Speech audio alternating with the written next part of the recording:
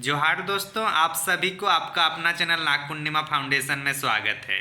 आज की इस वीडियो में हम लोग चर्चा करेंगे सीएनटी एक्ट 1908 के धाराओं के बारे में। उनमें से जो इम्पोर्टेंट धाराएं हैं जो हमारे प्रैक्टिकली लाइफ में यूज होते हैं, जो हम लोग ज़मीन खरीद बिक्री करते हैं, उन खरीद बिक्री करने से पहले एक बार समझना ज़रूरी है।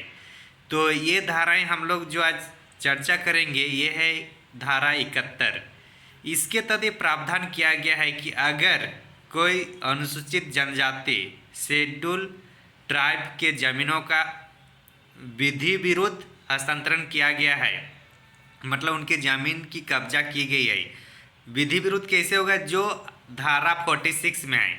तो 46 में है कि उन लोग की ज़मीन को अगर एसटी के ज़मीन एसटी के अलावा कोई और ने कब्जा किए हैं और उस पर अगर घर वगैरह बनाए गए हैं तो उस पर क्या होता है आगे।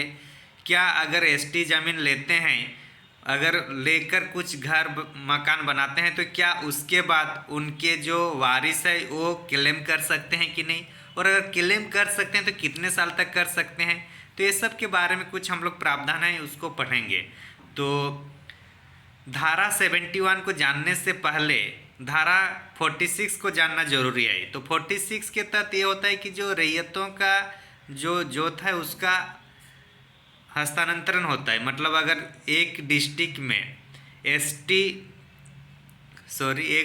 शेड्यूल कास्ट और ओबीसी सामान्य मतलब पिछड़ा वर्ग, ये दोनों का सिर्फ और सिर्फ अपने ही कास्ट में होगा स्थानांतरण एक जिले के अंदर। अगर एससी है तो एससी में ही होगा, ओबीसी है तो ओबीसी में ही होगा, लेकिन जनरल की भूमि कोई भी खरीद बिक्री कर सकते हैं। और एसटी जो है वो शेड्यूल ट्राइब अपने थाना के अंतर्गत ही उनकी खरीद बिक्री कर सकते हैं, ये प्रावधान है। बाकी और भी प्रावधान है, अगर कोई कंपनी है, सरकार की कंपनी है, तो 15 साल के लिए दी सकती है। तो इस टाइप से प्रावधान है हम लोग का धारा 46 में। इसी पर अगर कोई अवैध तरीके से कब्जा कर लिया जाता है तो उसका परिणाम क्या होगा, और उसके जो अंतिम निर्णय जो हमारे उपायुक्त के पास होंगे वो क्या क्या होंगे, इसके बारे में हम लोग का धारा 71 में है। तो 71 के क के अनुसार अगर किसी व्यक्ति ने धारा 46 के तहत नियम का उल्लंघन करते हुए अनुसूचित जनजाति की जमीन को कपट या छल तरीके से लिया गया हो, तो जो भी पैसा उसमें पेड किए हैं उस पैसा को बिना उनको रिटर्न किए उनसे ज़मीन छीनी जा सकती है। ये उपायुक्त करेंगे। मान के चलिए कोई व्यक्ति ए है, उन्होंने किसी एसटी के ज़मीन को कब्जा किए हैं। अगर एसटी वाले फिर उनको उपायुक्त पर यह आवेदन करते हैं कि हमारी ज़मीन को छल कपट करके छीना गया है या कब्जा किया गया है, तो ऐसी स्थिति में जो पैसा पहले व्यक्ति ए ने उस एसटी को दिए थे वो पैसा तो रिटर्न मिलेगा नहीं, साथ ही साथ जो जमीन कब्जा किएगा तो वो भी उसको वापस देना पड़ेगा। ऐसे प्रावधान है।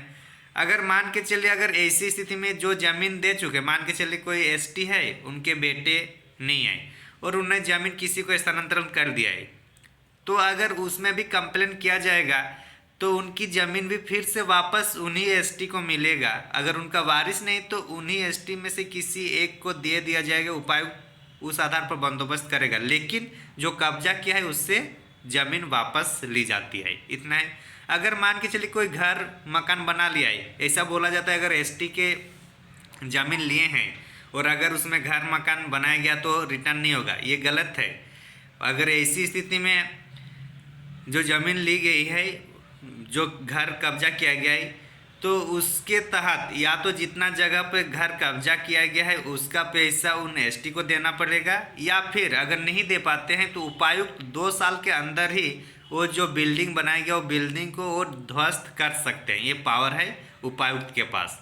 तो ऐसा इसलिए भ्रम में नहीं रहना है कि अगर एसटी का ज़मीन ले लिए और घर बना लिए तो हम लोग को फिर वो कोई हटा नहीं सकता। हटा सकता है या फिर नहीं हटा सकता। अगर आप उसका पैसा दे दिए, उनको मुआवजा दे दीजिएगा तो नहीं हटाएगा, नहीं तो उपायुक्त के आवेदन पर वो हटाया जा सकता है। ये ध्यान रखना है।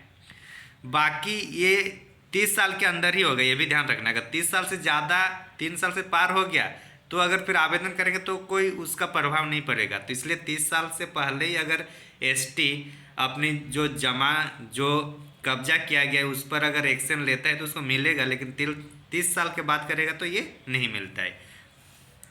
इसी तरीके से ये सब जितना भी वाद विवाद होगा उसके लिए 71 का कम ही एक प्रावधान किया गया है कि शेड्यूल्ड एरिया रेगुलेशन कोड की स्थापना की बात कही गई है।